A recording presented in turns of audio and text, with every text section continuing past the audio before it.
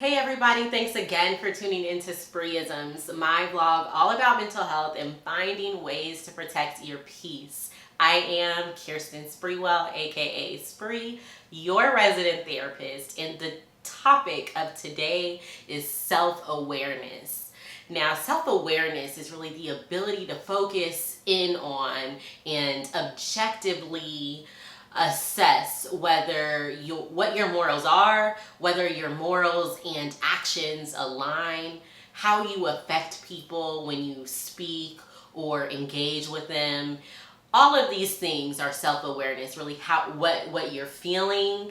These are all things that align with self-awareness. And so as we've kind of been coming into ourselves during this time of quarantine and separation, we have kind of gotten to know ourselves a little better, hopefully.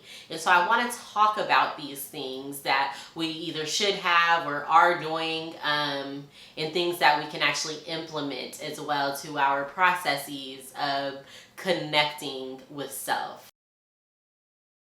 The very first thing that I want to talk about as we discuss building self-awareness is alone time. Alone time is so important for me to be able to identify my feelings, identify how I feel, my emotions, my energy. And I really like to take alone time in the morning. I feel that it is a telltale sign of how other people affect you, and being able to be aware and self-aware of that as well. Because once you start getting into spaces, okay, now I'm engaging with this person, and my energy during my alone time was of this. Now, when I am enmeshed entangled in different conversations or different situations with people, now I'm able to see, okay, this is the type of space that changes that peace that I have in the mornings, changes the way that how I felt confident about myself this morning. And now I'm doubting myself all of a sudden that I'm with this person or in this space or at this job.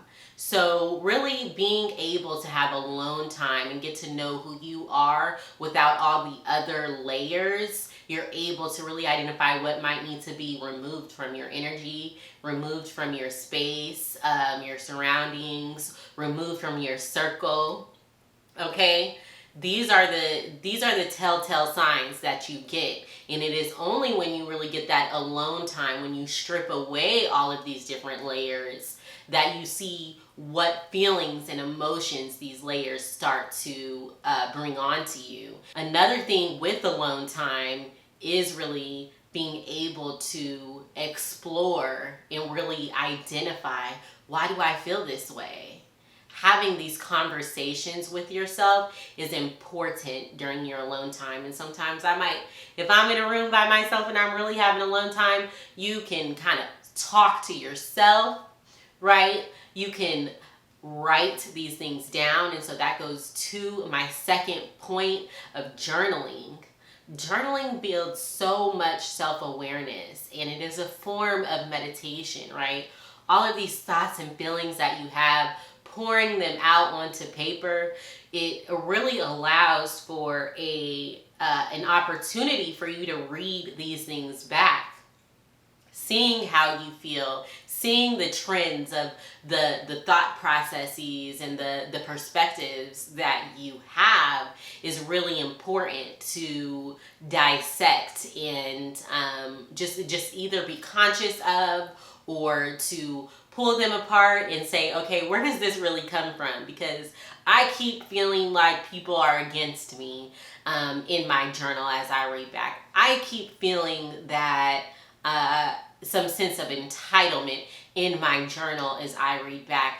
I keep feeling, super confident in my journal as I read back. So what is the source of that? So I can, either, duplicate that feeling in all of the spaces I'm in, or so I can address that feeling so that it doesn't keep coming up in all of the spaces I'm in. So as you continue to learn more about yourself and become more aware of the things that are going on within, with your emotions and how you're feeling, and the thought patterns that you have, I want you to write down in your journal all of the beliefs, whether that's in religion, your political standpoint, what you believe about the world, all of your perspectives, all of these, high moral things that you have, right?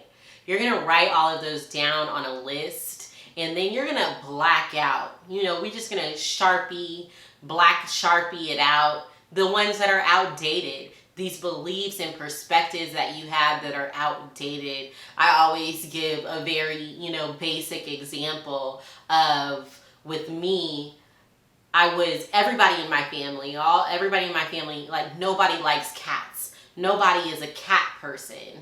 And, you have these different perspectives. A black cat is bad luck. All of these different things, right? So I grew up, I'm saying I'm not a cat person. I don't like cats. And when I really got to the base of it, as I became more self-aware of myself and just being realistic with myself about what are these things that I hold on to that really have no truth for me. And that is, one of my most basic examples is the cat example. For me, I have no issues with cats. I don't really, dislike cats. I kind of like cats, actually, as I became more self-aware of my beliefs and perspectives. Like, I think it was just because my sisters didn't like cats, and my mom didn't like cats, and my dad didn't like cats, and we had a bunch of alley cats and street cats sitting on our porch, and those were a nuisance. So these are all of the things I kind of identified back to the root of where my beef with cats came from, and that I really actually have no issue with cats. These are different thoughts and perspectives that were instilled in me, so I have to black that out. But it also goes even deeper. Your perspective of religion, or the religion that you ascribe to or subscribe to. Is this something that is actually in alignment with your true belief system? Or is this just a practice you've been doing since you could remember? We want to be truthful with ourselves. And that is where the objective assessment of really who you are, what you believe, what you feel, how you feel, and how you affect people really comes from. Self-awareness of how you feel is how you talk to yourself, right? We all have these internal dialogues. I can do this. I can't do this. Oh, am I being extra? Is this going to be good to post? Should I have this conversation with this person? All of these conversations we have in our mind. I talk to myself out loud. But all of these things that we say to ourselves when it's just, me and Spree, right? What am I saying? What words am I feeding myself? So when you become aware that I'm having an internal dialogue with myself right now, how is this dialogue making me feel? Am I speaking to myself in positive ways, or am I speaking down on myself? Am I feeding myself negative thoughts, or am I feeding myself positive energy? And so it is important to be aware of what you say to yourself, how you think about yourself. When you look in the mirror, are you always talking about, I look a mess, oh my gosh, my skin, oh my gosh, my hair? Or are you saying, look, this natural hair is a beautiful girl, okay? You barely got any product in it, and look what you did with it, okay? How do you speak to yourself? What are those things that you say to yourself? And so along with that, is the mindfulness piece as well. Being very mindful, being in the moment. So we're about to talk about meditation.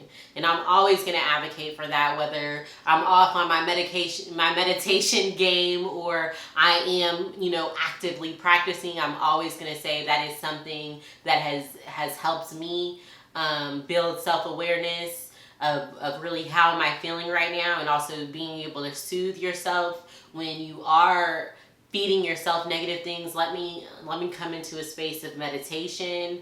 Let me come into a space of peace and warmth, or even coolness if you need to cool down. All of these things are about mindfulness. So really becoming in the moment and practicing being in the moment and being present could look like even practical things. Focusing on what you're doing, talking about what you're doing. You can do the different things where it's all of your senses: sight, smell, feel, becoming present, using a stress ball, right? Becoming more present of the moment. What do I smell when I'm smelling my fruit? What do I see when I'm looking at, my fruit, or picking my vegetables, or in the garden? Being very mindful about where you are and what you're doing versus doing things mindlessly. Oh, I'm just, washing these greens, but I'm thinking about all of these different things. Pay attention to the greens. How do they feel in your hands? What do they smell like?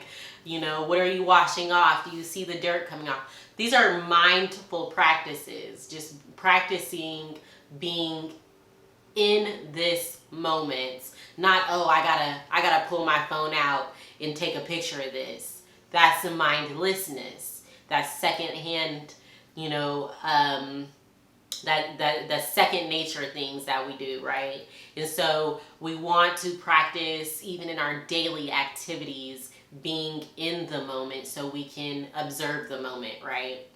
Some other tips that I have for building self-awareness, and in this process of building your self-awareness, I want to be sure that everybody is being graceful with themselves, giving yourself grace and patience to make the adjustments that you become aware of, or to just be mindful in moments that they happen, is something that has been a process for me, right? Because I can become self-aware of something that I do, but in the moment of it, I'm not self-aware that I'm doing it, right? So that is mindfulness practice. That is always being in the moment so you know what's really happening, because we do things second nature a lot of the times.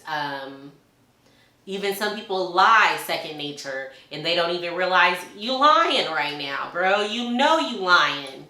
And they don't, and it's just something that has become a habit for them. So as they become aware that, I be lying, then they have to practice mindfulness in order to catch themselves before they do it, or, even in the moment.